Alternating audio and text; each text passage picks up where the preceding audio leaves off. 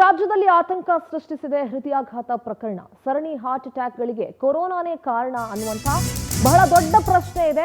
ಈ ಒಂದು ವಿಚಾರ ಸಾರ್ವಜನಿಕ ವಲಯದಲ್ಲೂ ಕೂಡ ಚರ್ಚೆ ಆಗ್ತಾ ಇದೆ. ಅಂತೆ ಕಂತೆ ಊಹಾಪೋಹಗಳ ಮಾತು ನಡೀತಾ ಇದೆ. ಸರಣಿ ಹಾರ್ಟ್ ಅಟ್ಯಾಕ್ಗೆ ಕೊರೋನಾ ಕಾರಣ ಅಂತ, ವ್ಯಾಕ್ಸಿನೇಷನ್ ಇಂದ ಹೀಗೆ ಆಯ್ತಂತೆ ಅಂತೆ ಕಂತೆಗಳಿಗೆ ಬ್ರೇಕ್ ಹಾಕೋಣ. ಇವತ್ತು ಅಥವಾ ಜುಲೈ 7ನೇ ತಾರೀಕು ರಾಜ್ಯ ಸರ್ಕಾರಕ್ಕೆ ವರದಿ ಸಿಗುತ್ತೆ. ತಾಂತ್ರಿಕ ಸಲಹಾ ಸಮಿತಿ ಕೋವಿಡ್ ಲಸಿಕೆ ಬಗ್ಗೆ ವರದಿಯನ್ನ ಕೊಡುತ್ತೆ. ಮತ್ತೆ ವರ್ಚುವಲ್ ಸಭೆಯನ್ನ ತಾಂತ್ರಿಕ ಸಮಿತಿ ನಡೆಸುತ್ತೆ. ಅದಾದ ನಂತರ ಅಂತಿಮ ವರದಿಯನ್ನ ಸಲ್ಲಿಕೆ ಮಾಡೋದಕ್ಕೆ ನಿರ್ಧಾರವನ್ನ ಮಾಡಲಾಗಿದೆ. ಇನ್ನು ಈ ಹಾಸನ ಜಿಲ್ಲೆಗೆ ಬಂದಾಗ, ಹಾಸನದಲ್ಲಿ ಆಗ್ತಾ ಇರುವಂತಹ ಸಾಲು ಸಾಲು ಹೃದಯಾಘಾತ ಪ್ರಕರಣ ತಾಂತ್ರಿಕ ಸಲಹಾ ಸಮಿತಿಯಿಂದ ತನಿಖೆ ಕೂಡ ಚುರುಕುಗೊಂಡಿದೆ. ಏನಿರಬಹುದು ಕಾರಣ? ಈಗ ಹಾರ್ಟ್ ಅಟ್ಯಾಕ್ ಇಂದ ಮೃತಪಟ್ಟವರಲ್ಲಿ ಬೇರೆ ಏನಾದರೂ ಮೆಡಿಕಲ್ ಹಿಸ್ಟ್ರಿ ಇತ್ತಾ?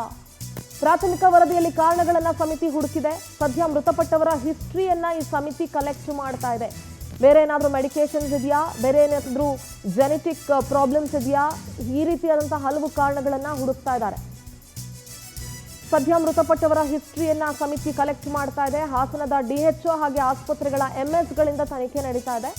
ಹಿಸ್ಟ್ರಿ ಕಲೆಕ್ಟ್ ಮಾಡಿ ಜೆನೆಟಿಕ್ ಬಗ್ಗೆ ಮಾಹಿತಿಯನ್ನ ಕೂಡ ಸಂಗ್ರಹಿಸಲಾಗ್ತಾ ಇದೆ.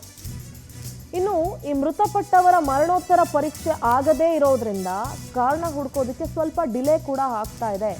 ಹಾಗಾಗಿನೇ ಹಿಸ್ಟ್ರಿಗಳ ಮೇಲೆ ತನಿಖೆ ನಡೆಸ್ತಾ ಇದ್ದಾರೆ. ಈ ಹಿಂದೆ ಆ ವ್ಯಕ್ತಿ ಯಾವುದಾದ್ರೂ ಚಿಕಿತ್ಸೆಯನ್ನ ಪಡ್ಕೊಳ್ತಾ ಇದ್ರಾ, ಬೇರೆ ಏನಾದರೂ ಮೆಡಿಕಲ್ ಹಿಸ್ಟ್ರಿ ಇತ್ತಾ, ಬೇರೆ ಏನಾದರೂ ಮೆಡಿಕೇಶನ್ಸ್ ಅಲ್ಲಿದ್ರಾ, ಯಾವುದಾದ್ರೂ ಜೆನೆಟಿಕಲ್ ಇಶ್ಯೂಸ್ ಇತ್ತಾ, ಏನು ಎತ್ತ, ಫ್ಯಾಮಿಲಿ ಬ್ಯಾಕ್ಗ್ರೌಂಡ್ ಏನು, ಫ್ಯಾಮಿಲಿ ಟ್ರೀಯಲ್ಲಿ ಯಾರಿಗಾದ್ರೂ ಈ ರೀತಿಯಾದಂಥ ಸಮಸ್ಯೆಗಳಿತ್ತಾ, ಈ ರೀತಿಯಾದಂಥ ವಿಚಾರಗಳನ್ನು ಕಲೆ ಹಾಕೋದಕ್ಕೆ ಟೆಕ್ನಿಕಲ್ ಟೀಮ್ ಅಂದರೆ ತಾಂತ್ರಿಕ ಸಲಹಾ ಸಮಿತಿ ಏನಿದೆ ಅದು ಮುಂದಾಗಿದೆ. ಜೊತೆಗೆ ಹಾಸನದಲ್ಲಿ ಬೀಸ್ತಾ ಇರೋ ಗಾಳಿ ಬಗ್ಗೆ ಕೂಡ ಸಾಕಷ್ಟು ಅನುಮಾನ ಇದೆ. ಹೀಗಾಗಿ ಅದ್ರ ಬಗ್ಗೆ ಕೂಡ ತನಿಖೆ ನಡೆಸಿ ಸರ್ಕಾರಕ್ಕೆ ಸಮಿತಿ ವರದಿಯನ್ನ ಕೊಡಲಿದೆ.